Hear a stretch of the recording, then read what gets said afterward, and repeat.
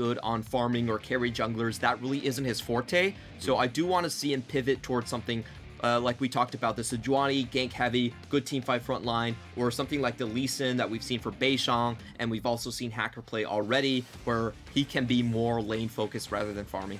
Are we going to get the jungler here, though, just to get the priority before Schwinn comes in? Because we've already got the Kaisa for Rat, so a bit of a pivot where last game we saw that Galio paired up with an immediate jungle, and this time around, Irma's still going to be pulling it out. If this Galio pick, you know, works as a flex pick, does very, very well into the mid lane as well as a global composition, and I think they're going to keep this for now on the board and just have that flexibility. I like what IG are doing right here. Camille is another one of those champions where I honestly feel like TheShy just pick more of. He's great on this champion, and it's also a pick that can split push and team fight relatively well. It also gives you pick potential. I don't really understand why we don't see IG gravitating towards this a little bit more. However, they are going to give the opportunity to just pick Camille and Galio together towards eStar. So IG are very confident that they can deal with the cannonball composition. Oh, and even add Wink onto a hyper carry instead of this Misfortune. So they're saying, hey, we still got that global in the Pantheon, but let's add another element to Wink that might necessarily not look to just hard win out the lane. IG's bet here is saying that, hey, we don't really care about your pick composition. We are going to take this matchup where we've seen TheShy already destroy ZS in the lane in Gnar versus Camille. So we're willing to go ahead and let you pick that Camille. eStars, they think better of it, and they're just going to go for a more standard front-to-back composition. So we are going to be seeing a little bit more tankiness come out from the support position, and they probably lack a bit of damage in the jungle. So this is actually a decent draft where they have enough engage where they can just go back to the graves. However, IG have also read my play in terms of the, you know, ganking junglers coming out from Hacker, and they are going to take away the Lee Sin. You know, get through this early game. Lee Sin gone first. Let's talk about other junglers as they come through. Team fighting composition for eStar, strict 5v5 Clement that, you know, teams like Top Esports have tried to draft in the past, and it's a conversation you and I had. But I bring that up because I was thinking, well, maybe does that mean Irma goes back to his power pick? But eStar actually banning away the strongest champion, technically, for both those mid laners. Now, I do think they're signaling right now that they prefer to take up the Alistar here. The Galio is kind of just locked into mid lane, so they don't want to get rookie Syndra. Rookie Syndra is absolutely terrifying. I don't want to see that champion if I'm playing against them anytime soon. And Syndra Pantheon, they're thinking, okay, that's probably a little bit too much to handle right now. But just as I say this, they're actually going to be flashing the Orianna. So this is an interesting one. Syndra, of course, a very strong counter to the Orianna, a more lane-dominant counter. And that probably explains why they took away the Syndra as well. Well, do you want to see something like the Zoe come through? I mean, Rookie plays a mean Zoe. Often it's taken as an option for this mid lane against Irma's Orianna. Yeah, I don't mind the Zoe. I just don't think there's enough poke components necessarily to fill out the composition.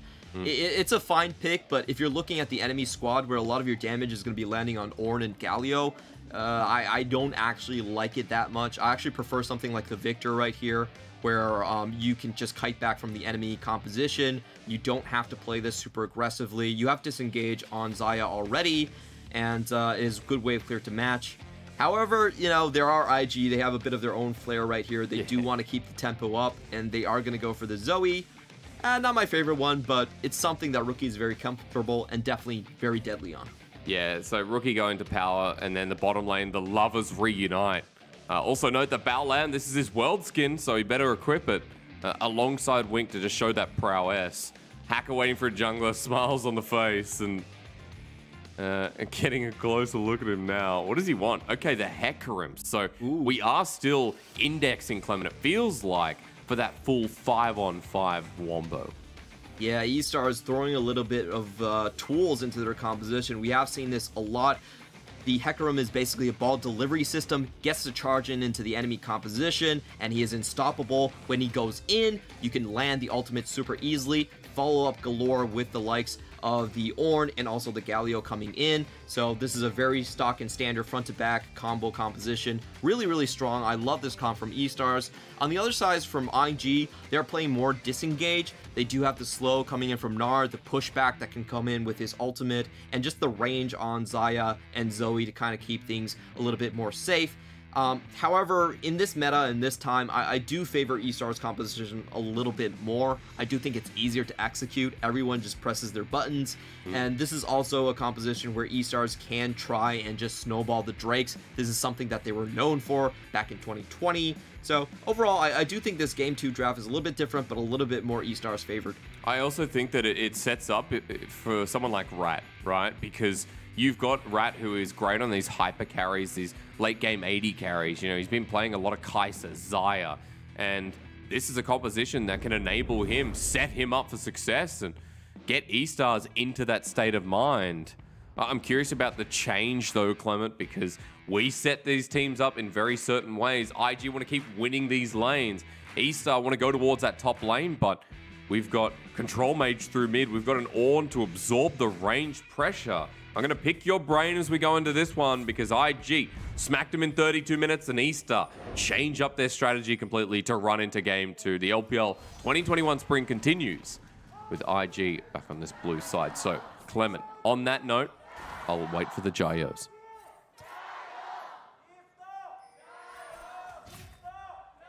Wait, was that Rookie and his girlfriend in like getting married? Like a Wait a minute, is it? Did I miss the news? Either that or it was the fan has obviously photoshopped themselves in. You know, fair enough, but someone had a poster of a Rookie and his girlfriend. I'm pretty sure they're not married. Anyway, that's probably not the right time or place. Let's move forward. We don't really keep up with the drama that much in the LPL. We should. We should. Drama. It's love, Clement. Drama is not love. Yeah. Drama is more negative. Love. Yeah. Mary buff is huge. Remember Doinby? He gets married, he proposes, instantly world champion. This is why you're such a good caster as well, Clement. You got the wife buff too, brother. You know, I can attest to that. Having a wife is very lit. Hey, IG though, invading. Hacker gonna spot him out. 3 people over the wall immediately to flash onto him. The pony getting ignited first blood. Over to Shun and IG. So quick off the bat. Oh, I love that play. That was so clever. It was a very late invade. 130, you go in, you stand in the brush beforehand, make sure there's no wards. They do get I believe a sweeper early on just to make sure they aren't spotted out. And they pick off Hacker before he can do anything. That's a massive buff right here, and Pantheon is incoming. Oh, and you've even got the flash out of Rat. They go too far forward. Baolan engages, flexes his Worlds 2018 Championship skin. And now IG in such a good starting position. Shun going to have a vertical side on this jungle. And I was going to ask you to start explaining the comps, Clement. Of course, now for IG, everything changes when Xayah and Rakan have priority in this lane. As we can see, level 1, the duo is so strong. The damage down on Rat hurts so much. And ShiauC takes a bop out as well. Yeah, but we do come in with the deadly plumage. You get extra attack speed on that one. Able to chase out Rat. And this is a lane we haven't really seen from IG for a very, very long time. But, you know, I would say Rakan is Baolan's best champion. He can engage very well on it. It's extremely fast, hard to dodge out. And it also gives him a large boost in the laning phase where he can kind of dictate the 2v2. Now, Irma is getting a piece of Shun here. Shun can walk up like this. He knows that Hacker is just farming his jungler. Hacker has to catch up at this point, so he can just go with these plays super aggressively. You know what was super clean there? Rookie autos the minion to kill it so that the Battle Star can get the full range and not get blocked out as well. Just little things like that make the difference. As Shun is coming down the bottom lane, and Rat and ShiauC. Rat's level 1, Clement. You're right. Gets the 3-hit proc, autos him a couple of times. The shield bashes out, and he gets popped. ShiauC engaged on, flashes away as well. The Gleaming Quill for the HP. And Rookie's roamed down. ShiauC's got a massive wave. It's getting wasted against the turret. And IG are destroying eStar. Shun doesn't care that he goes down as Hacker now looking for Rookie. Gets the movement speed. Irma TP's down as well. But a double will change the fate. And at least eStar have a trade on the board. Yeah, that was huge for them. They at least get the shutdown coming in from Shun. He already had 3 kills right there, and it does look like Hacker is going to be able to equalize out the gold. He did lose his first buff, but with that massive shutdown, I think he's still back in the game. The biggest loser from all of this has to be Rat. Rat was underleveled. His wave is almost completely gone. And Hacker, are you going to send this all back to IG? He just walked into the mid lane. Hacker takes the trouble bubble at half health. Shielded Duran from ShiauC, who roams to the mid lane as well. A lot of proactivity between mid and bot to start this game off. And the action between these two has just been great to watch. This has just been great series from IG. We really haven't seen them come out with these pre-planned level 1s. They're not a team that usually does this. They're actually very lax in terms of doing level 1 cheeses. They're usually the ones that just doing the 5-point spreads all the time. But to see that sort of ingenuity, I definitely think that IG's coaching staff has, you know, taken up the whip or started opening some books here and there. You keep saying the whip, Clement. You said TheShy getting whipped, and there's a lot of whip talk. Well, you try to explain why IG are suddenly playing so much smarter, okay? Maybe, I don't know, bag of oranges, I don't know. It could be anything. You're right, though, you know, taking out the whip. I want to interject here because the game has been really fast-paced to start us off. I want you to talk about how these comps move into the mid-game, how these early leads affect IG, and what can be done now that Shun is here, and that Hacker's trying to get the same early lead that he had. Well, the biggest thing for IG is they have a lot of burst potential and just pick right here, but talking about that, Hacker is incoming. I don't think he's going to get much, though. He's going to go under the turret, and you're right, Hacker doesn't get pulled back, he gets rooted down in the end, but continue your conversation, Clement, while you have a minute. So, if IG's composition gets ahead enough, they're able to burst out targets with Pantheon and the crowd control coming in from Zoe. It's going to be a very, very different game where eStars can't really set up anymore. Even their front line is going to get bursted down, and Shun's in a great position to make that a reality right here. Yep, ShiauC do it again. Knocked up. Shielded Duran, Ignite goes down, Shun just going to queue, and down he goes 4-0-1. 4-1-0, excuse me. An early game Pantheon, and Rookie's back in action. Rat still only level 4. Trouble Bubble doesn't connect, but that's enough damage to snipe. Dodged away from the Blade Caller as well. Thumbs are up because he's like, I did enough. But Rookie gets him anyway. Hacker comes back in, and IG's bottom lane are so far ahead. Oh, the thumbs up for cyberbullying. Poor Rat. He's not getting to play this game whatsoever. And this is what I was talking about. If the composition on IG gets far ahead enough, they can just start sniping targets wherever they want to, and there's not much that eStars can do. eStars, they want to group up, they want to fight for Drakes, but there's a very high chance before they even get to group up, they're just going to get picked off by the members of Invictus Gaming. Was the lane meant to go like this? Like, we know Xayah and Rakan have a strong level 1, but we've talked a lot about Halo Blade's Kaisa and what she does. Was this always meant to be the pace of winning lane in the bottom lane? Xayah does win the lane against the Kaisa. She does have the push potential. She does have stronger level 1s, level 2s, especially with Rakan. But I think the main thing we have to take away is how the level 1 invade played out. First off, eStars did play for a push. They did have the Halo Blade, so they wanted that level 2 all in. ShiauC, what are you doing, brother? He's dead again. 0-3-1, and you walk up in this lane, you're just going to get punished. There's not much they can do at this point. So, you know, I think it's just how the level 1 played out, unfortunately. eStars, they wanted to make a gamble where they weren't going to leech. They wanted to push for level 2 in the lane. They got punished from it. Early flash blown out. And then Pantheon roams towards the mid lane as well. Yep. So I think this game has really been a highlight about how Shun can impact the map. I think he's done a great job. All of that action into the bottom side, leading to him having a great early game. Agreed. Like this, he's going to get pushed back. The blast cone there and available. Sends Hacker away, and see you later, Pony, right in front of the Rift Herald as it spawns. And you know, you're complimenting Shun in this game, you're complimenting IG. I wanted to ask you, how do eStar stem the bleeding? They're 4,000 gold down at 8 minutes in the game. How do you get this to a point where you can team fight and get back some control? So what we've seen with the Hecarim play is that it's actually very easy to just run down your lanes and get kills, and Hacker is still abreast in terms of the experience. So I think he has to be the difference maker here. I want to see him get some shutdown gold onto the bot lane, just try to go for some kills, and he is finding himself a skirmish in the top side. That's reliant on Hacker. I'll track where he passed. At the very least, getting poked out by TheShy, who's 2v1ing very comfortably. Herald's gone down as well. Shun just dove Irma. Oh my god. And you know, another answer I would have accepted, Clement, maybe going next. Jeez, TheShy is going to dodge away. There isn't. You're right. Go to the next series. Have a good early night's sleep. As ZS getting pushed in, Hacker's still here. TheShy's 30 CS. He doesn't care. doesn't feel threatened by ZS and Hacker. The Call the Forge God was used to no extent. And IG are putting on a clinic against eStar. We might have a less than 1 hour series.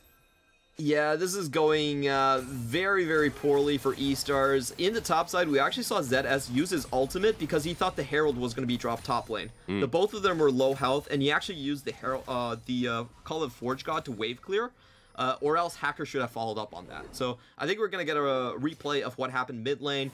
Irma ult does get Shun, but it's just not enough at this point. He's still able to walk away with the Triumph, healing him up. Mid lane tower is almost going to fall down, and they still have the Herald right there. They didn't actually drop it into the mid lane. They're just going to go for maximum punishment. And Shun sees Hacker. Hacker runs away, of course, because it's a gore drinker Pantheon who you don't want to mess with. We'll wait for that Herald placement because that'll throw the gold into wider disarray. 5,000 right now, chat. 10 minutes into the game, and CS leads across the board naturally. Surprised that Wink doesn't have his first item after all the resources coming through, but he and Rookie will both be with Mythics, sure enough, soonly enough. It's just so good to see IG not just trying to outmuscle people, but trying to outsmart them at the same time. This is the pinnacle IG play that we were waiting for so long, you know, for them just to wake up into the new split and just bring their brains to the game and just play like how normal teams try to play the game. It's great to see. And I do want to mention this is that IG, despite all of their postseason mess ups, they've been really good in the regular split. They've always been elite. Okay. Yeah, you know, the postseason, just to reiterate, because I was figuring if the Shockwave lands, you know, maybe we see the hero's entrance. I think ShiauC wanted to get in, but they're losing their bottom lane in the meanwhile. And Clement, to hit on your point, you know, seeing IG in a clean state, at least for 50% of their games, is a good sign, you know. Because it was LNG, WE, both series losses. LNG was a 0-2 loss, which was surprising enough, but WE, game one looked clean from them as well as Irma. Run. Okay, Trouble Bubble connects, but no Paddle Star, and Rookie's just having fun. Yeah, and it does look like IG are going to be using this Herald to just fork and make a Drake play here. So eStars are not going to even get a chance to get into a 5v5.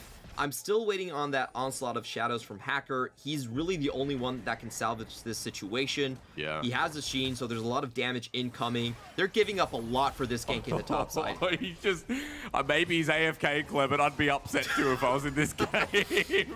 There's another bit of CC connects. The Herald there having a great time too, and Baolan just shadowing. Another turret goes down before plating stops existing.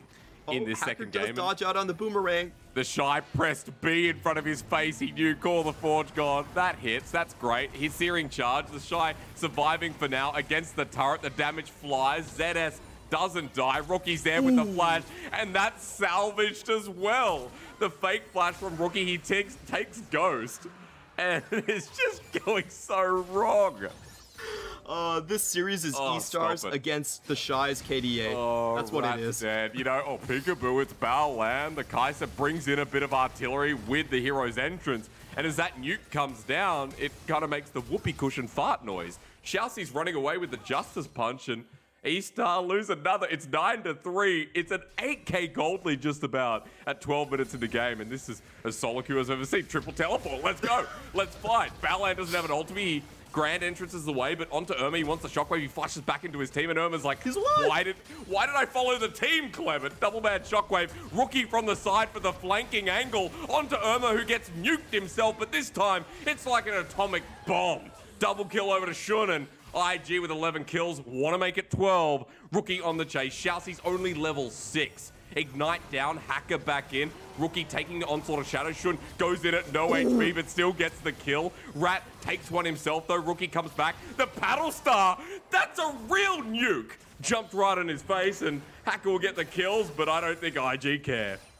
IG are happy to take the 5v4 into the bot lane. They're going, bring it all on. Let's see what eStar has. And I just want to ask eStars at that point, what did TheShy do to you guys? Why do you want him dead all the time? Like, it's just, they're throwing their bodies at TheShy, just making sure he's gonna die. But at the meantime, it's not really worth it. They're giving so much away on their own team. Throughout that 5v4, even though they got a couple of kills, they're actually losing out on the gold lead. So let's just watch that again. This is basically round 2.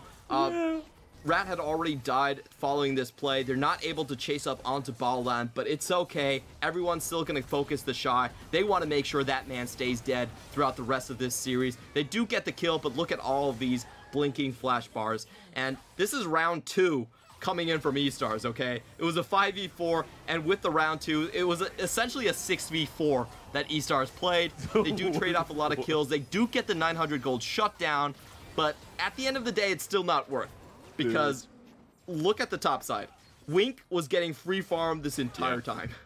I also know the 6v4, I thought you're counting the blue buff, because the blue buff was having a great time just whacking like mad. I'm in there as well, boys. Don't count me out. You know that one friend you get twice, to a okay? That's why it's a 6v4. you get into the fist fight, and there's that one guy that's like, I'll go in when you guys go in. And he starts throwing haymakers, and you're like, all right, brother, you're not really doing anything, but you're part of it, bro. IG, you know, after all said and done, they come away still with a hefty gold lead. You mentioned Rat hitting away, Wink hitting away on the turret in the top side. Rookie may have been caught out here. He's going to get double knock-up. He flies into the star, and ZS getting that kill is good. IG still want to stay here. Shockwave doesn't connect, though, and Shun is going to get called by Call the Fort God, which ZS misses. That was pretty atrocious, and IG still willing to fight. Yep, so eStars throw everything at IG, even the kitchen sink. They only get 1 kill here, but eStars can go in for more. Okay. Hacker is pretty fast. Sort of shadows, the Blade Caller used as well. ShiauC just dead, though. Good combo here. As ZS launched into the wall on the side of the plane, Wink and Baolan are about to join this one. Onto the Ornn, who doesn't have the Bellows Breath available. He gets rooted up, and Gnar throws a building. eStars still pull away. Turret goes down in the end, and it's only 16 minutes. There's no Baron available after that one. And all of this just really snowballed from that cheesy level 1 that we saw from IG. The worst situation you can have when you have your jungler picked off is when you're also pushing the bottom lane. There's just nothing you can do.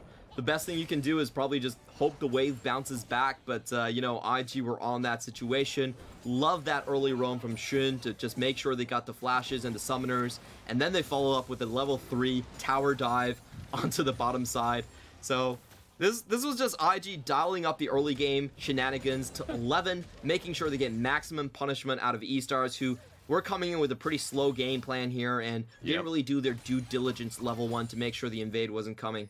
And you said it's all on Hacker. At the very least, he has the kills. You know, for eStar to find some momentum, find anything in this 9,000 gold discrepancy.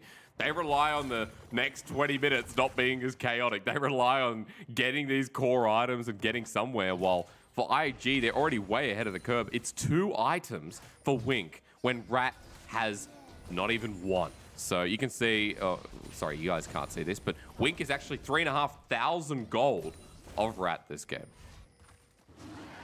The damage discrepancy coming in from the bot lane, absolutely massive. And now I'm curious on what eStars is going to do. We did mention that their team composition is a wombo combo. So a lot of times when you run this, you get the correct sequence of ultimates down. You can still come back from a pretty big deficit, but it is about the positioning. I think Hacker is going to have to attack from a flank. They can't do what they just did underneath their mid-second tower, where Hacker was basically cancel out by Xayah, and I wonder if Rakan... Oh, he does survive this one, but just barely. He took a cue from Shun. And Rookie, even though he missed the paddle star, which would have been 1 hit with the Luden's Echo and the Sork shoes as well, he'll walk away. That's tempo lost once again, if there was any ever to talk about. Herald being put down on the bottom side, that'll break open an inhibitor turret, maybe even the inhibitor. And IG, if they find a pick off this, they can keep pushing. Yeah, they know all the members of eStars where they are. Ornn does come in with the Ornn ultimate, but they Heroes don't entrance as well, Clement, but ShiauC gets rooted up in place. The Blade Caller from Wink is just perfect. Low health bars, Onslaught of Shadows, dodged away from with ease. The Shockwave brings in the bottom lane, but Wink autos once, and Irma's HP bar is at half health. Rookie flashing forward. The paddle star blocked, and they're like, who should take the damage? Because no one's tanky enough. Shun comes in with his ulti, and IG have a man's advantage to try and end this game. They're up already 10,000 gold, and we could be seeing a pre-20-minute game from Invictus Gaming. This is definitely a cause for celebration. Well, they don't want to take it yet, Clement. At the very least, inhibitor broken. and they got more game time to play. It's like that team in solo queue that doesn't want to end the game. They're having too much fun. So they'll keep this one going, and at the very least, it feels like pre-30, no matter what happens from here on. Definitely pre-30, but I want IG to keep their motto alive. Never any overtime for Invictus Gaming. I want to see them finish this series off really, really quickly. Yep. I hope it's going to be a pre-50 minute.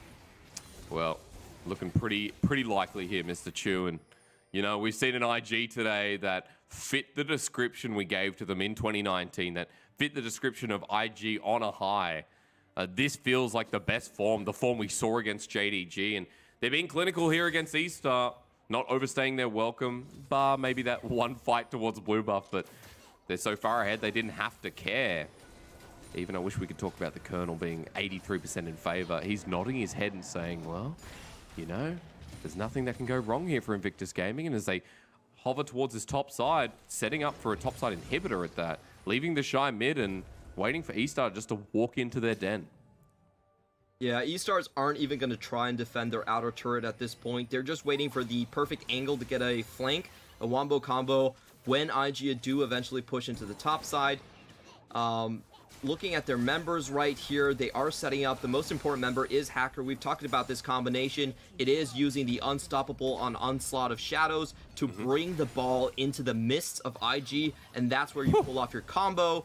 IG are not going to give them the chance. No, because you got to walk in, and to walk in, you got to sacrifice yourself potentially being hit by Rookie. And now onto the Baron. It's just spawned literally 40 seconds ago, and Invictus Gaming begin as ShiauC should not be here, dodges away from the paddle start, doesn't connect, Trouble Bubble as well. eStar are running in with TheShy in Mega Gnar.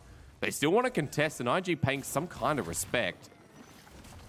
IG actually losing out a lot of HP onto their back line, so this one's actually slightly in favor of eStars in terms of the overall health that they have on their team members right now, but someone has to go back and defend the base. Yeah, because minions are coming in. It is ZS for now, who has opted in for the smite and teleport, so the potential to steal, but you're right, back onto the Baron now. Second time's a charm, and the minions almost taken down a Nexus turret. This time around, IG will get the Baron very comfortably at 21 minutes in the game. Gold at 12,000 in their lead. This has to be the most one-sided game we've seen in 2021 so far. I can't remember any other game getting to this point at this minute mark. 21 minutes into the game, it almost feels like there's no coming back, no hope for the likes of eStars. I feel like FPX OMG game 1 was kind of similar, as you're right. TheShy's in Mega Gnar. Hacker walks back in.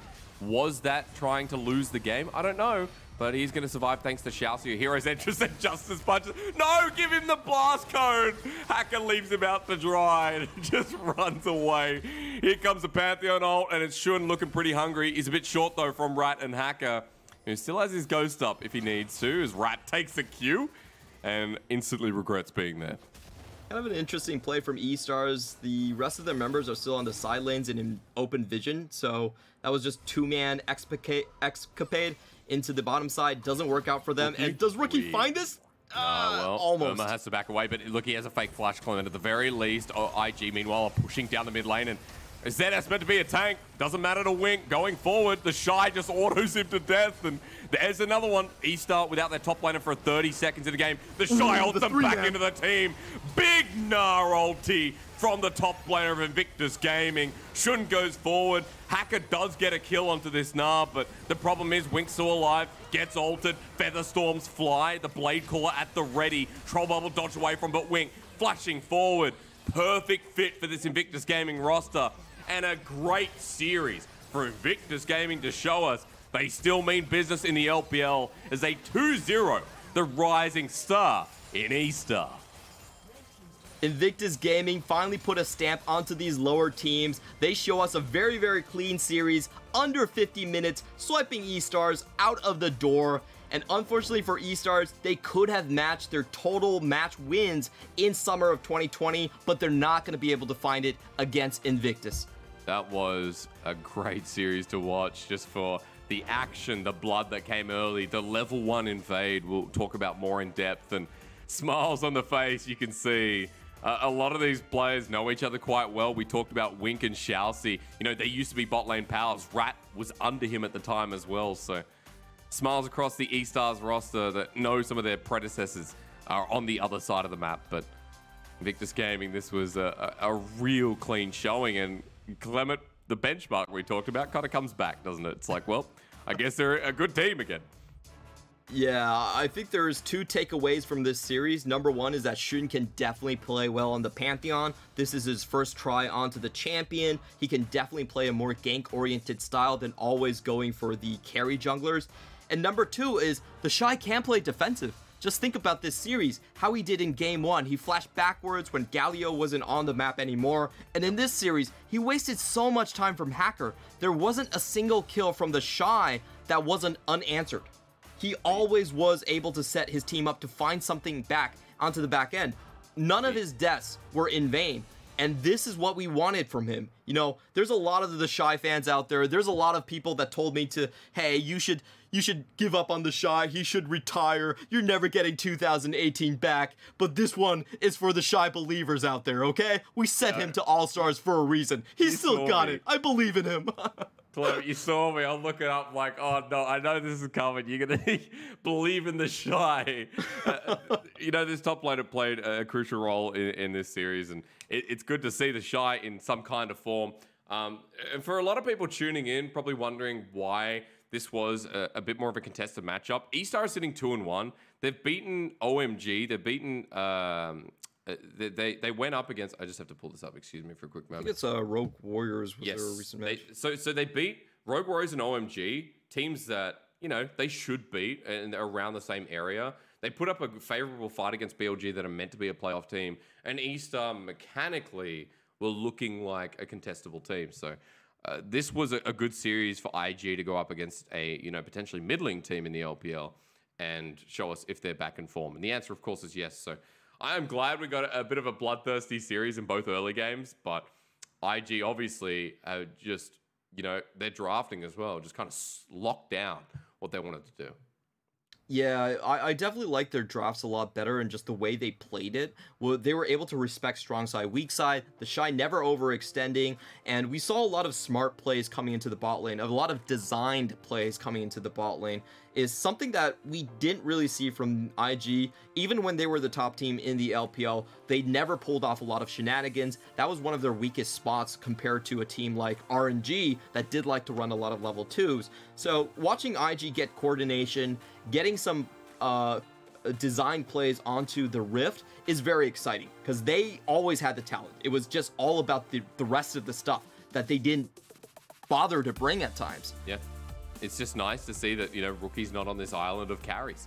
Like where Rookie has to, we said a lot this series, put out the fires, where Rookie has to bring IG across the line. You know, Rookie was a big element in that game, but it was ShiauC who's coming up clutch. And I think ShiauC for the series, you know, played a very good jungle game and had his priorities in order. You know, a lot of early tempo set up from this jungler, especially in game 1 too.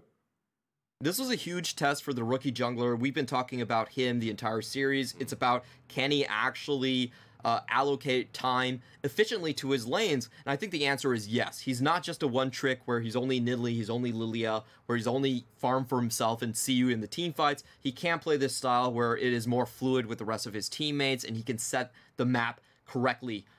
So I think this is a huge boon for Invictus Gaming going forward. We saw a lot of great things, but as with Invictus Gaming, as usual, the key word is consistency. Yep. They never let these runs last the entire split. And we did see this kind of in the summer split as well. When they had Baolan back onto the roster, they won 8 straight matches. Everything was looking great. And then they collapsed in the postseason. So, you know, great signs from Invictus Gaming. But I hate to say this, because in my heart, I kind of am a bloodthirsty IG fan. But probably a little bit too early to jump on the hype train. Just I know you're gonna do it. I know you're gonna do it. It's fair. A lot of casual viewers won't understand why, like, but they look so good. But IG in the LPL, they do this every split. They do this every goddamn split. Yeah, you don't like. No one understands. Sometimes they look amazing. Sometimes they look crap. And you know, people like to put blame on individual players, and you know, a lot of the time, you know, Baolan has taken a lot of the blame. We've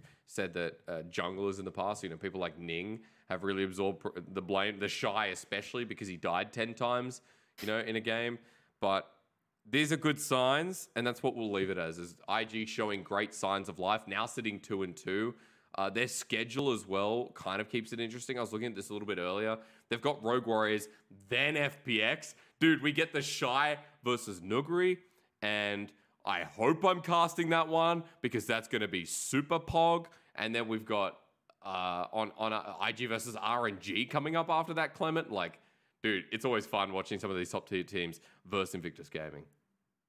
And they've been out of the conversation for the top team for a long time right here. IG not going to Worlds in 2020, failing multiple playoff runs. Yeah. You know, it's kind of refreshing to actually see if they still measure up to what we consider as the tippy top of the LPL. And those are going to be some very, very exciting matches. A lot of eyes going to be on Nuguri versus TheShy. That rematch is what I am dying for. Where did you put Invictus Gaming in your power rankings? Remind me. I put them in playoffs because I felt like they had solid additions. They only had additions. 11. Okay, I put them in 7th place. I put them in 7th place. Thank you. Okay. Like, in playoffs, it's like, yes, I also put EDG in playoffs, of course. That's true. Of course I put, when I found out. I put IG pretty low, to be honest. Yeah. Compared to the rest of you, I know a lot of you have them around the 3rd, 4th spot just because of Shun as being, like, probably the most hyped rookie coming into the split this year. Yep. But for me, it's always about the postseason questions. Last year, we saw this too. IG were coming off of a high. Everything was looking good. And Rookie said the magical words is, I think we should win. And whenever Rookie says that, you know something bad is going to happen. Yeah. It's been the case for multiple years now. And that's still the lingering question for me. I'm not completely sold that this is a team that can shape up during BO5s. That's the biggest question for me. I was going to say, Shun is like the level of optimism Rookie's okay with. Shun's your MVP, by the way, for game number 2. Absolutely dominated the early game, was part of that invade, got a jungle lead, vertical jungled, and bottom lane was screwed from eStar from that point onwards. And you can see, look, kill participation's really high, but he was giga-fed by the time we ended that at 23 minutes. I just want to say he has massive hands. That's some Kawhi Leonard stuff going on right there. Long fingers, Clement. Optimized for gaming, you know? And he's born to do the job. Let's go. If the keyboard's further away and it's the difference between life and death in League of Legends, you know, he's going to win out those 50-50s. So, yeah, Shun definitely well spotted, Mr. Chu. The most important part, forget the replays. Let's talk about the fingers. Sorry about that, but I was just so amazed by that. Looking at the early game, this is where it's all about that early roam into the mid lane, giving Rookie that roam into the bottom side. Everything is chained together. It flows incredibly well, and I love this fake out too here in the mid, because we have to remember that on the top side, they just blew their ultimates to try to keep away the Herald play. He pivots toward the mid lane. He gets everything right there, and we're going to see some great usage of Gore Drinker right here, where he gets his HP bar basically back from half to all the way to full. So Shun's really been showing up massive. He showcases that he can play that gank heavy style and also the carry style. And also this series, I think the most important thing is that he can be the main one initiating most of the plays around the map. He can, and he can work with the shot caller. That's what's so exciting, right? More versatility than Ning. An IG jungler that can work with the environment and adapt on the fly. Good to see an IG 2-0 leads us right into our interview and Wendy's